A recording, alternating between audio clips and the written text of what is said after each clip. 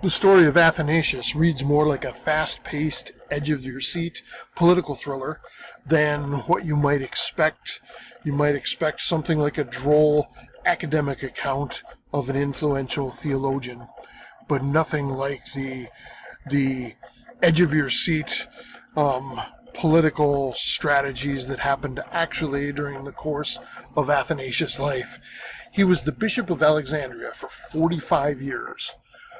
During that time, he was a strong proponent of the Trinitarian doctrine of the Incarnation, which means that he looked at the life of Christ and said Christ is eternally begotten from God, that he didn't have a beginning, that he has been God, but as God he gave up his rights and privileges and took on flesh, became 100% human as well, in order to be our Savior and our High Priest. So that was different than the Arian position of the time. The Arian position said that Jesus had a beginning, that there was a time when he was not, and that the Father begot the Son, and that the Son was a son in time, that there was a time when there was not a Son. And so Athanasius argued strongly against that, and it began to pull at the fabric of Constantine's empire. So Constantine held a church council at Nicaea, and they put this question before the council, and Arianism was declared heretical. Arianism was the position in which it said Christ had had a beginning. The problem with that, of course, is Athanasius won, but the way the political fortunes turned, Athanasius, in Constantine's court, there was an affinity for Arianism. And so many of those who had been declared heretical regained their political power in Constantine's court, and especially in the emperors that came after that. Athanasius vigorously objected to that, and he was banished. He was exiled 5 times by 4 emperors, including some of the places he hid, included his father's tomb, included the Egyptian desert, and one story is told in our omnibus text. The story is told that he was smuggled out of town at one point by friends, given a boat, and he begins to head down the river away from those who are chasing him, and then he begins to slowly realize that he's not going to be able to outrun them. So he turns his boat around, sails toward a soldier that he sees on the shore, and the soldier cries out to him, "Have you seen Athanasius?" And Athanasius responds, "Yes, he is quite close." And the soldier thanks him and moves on, and Athanasius continues upstream and makes his escape. So, see, his story reads like a political thriller, but always it has seemed, if we could put one slogan over the course of his life from Nicaea on, it seemed many times it was Athanasius contra mundum, Athanasius against the world, standing alone in faithfulness for God's truth, no matter what the cost. What an example he leaves us for standing faithfully for what we believe. Arianism, as I said, was something that taught that Jesus was created by and not equal to God the Father, that God had produced Jesus as a son for himself in time. Thus Jesus had a beginning and was subordinate to God the Father. However, the doctrine of the Trinity says that the 3 persons in the Godhead are co-equal. They share one substance, being God, but there are 3 co-equal persons. They have different roles, and some of those roles are subordinate, but they are co-equal persons sharing one substance.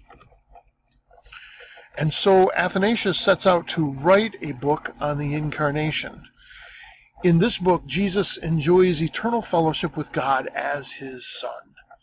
Jesus took on human flesh so that he could fully identify with us and be the fully obedient human being whose life could be traded for sinners like you and me.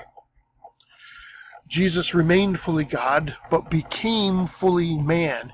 he took on two natures, two full natures, not the appearance of the nature, but 200% natures, 100% God, 100% man in one person.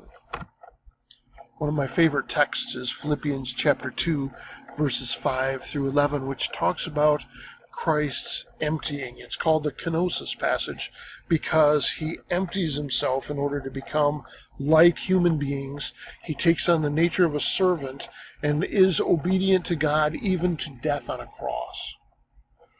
The passage talks about emptying, but we wonder, what did he empty himself of? Well, he was always 100% God and 100% man, and he never gave those up. What he did give up in leaving heaven and taking on the form of a servant is he gave up the rights and privileges of being God. So he takes on human flesh and becomes a servant on our behalf. So this short book, The Incarnation, is going to describe for us how that works out. And here's sort of the outline. The book that we have gives us a nice life of Athanasius at the beginning. And then there are these parts to the story. Creation and fall, the divine dilemma that God found himself in and how the Incarnation was a solution, the death of Christ, the resurrection of Christ, and then how Jews would respond to the message of the Incarnation and how Gentiles might respond and how to give answers for those things. Now that's not all. If you happen to have bought the edition of On the Incarnation that is pictured here, it will have an introduction by C.S. Lewis. And that's almost worth the price of admission because C.S. Lewis talks about how reading classic works, great books, can help us to better understand our own times. He says, when we just read things that are 21st century type of books, we produce a kind of blindness. We think this is all there has ever been. He says if you join at 11 o'clock, a conversation which began at 8, you will often not see the real bearing of what is said. See, history has been going on a long time, and the ideas of history have come and gone, and they're coming again. He says the only safety is to have a standard of plain central Christianity, which C.S. Lewis made popular when he called it mirror Christianity. Took the term from Baxter, as it turns out. But he says when we read the great books, it puts the controversies of the moment in their proper perspective. So I wanted to give you a quick introduction to Athanasius and to his book On the Incarnation. And I wanted to make sure you didn't leave the book without reading that introduction by C.S. Lewis. Thanks for listening.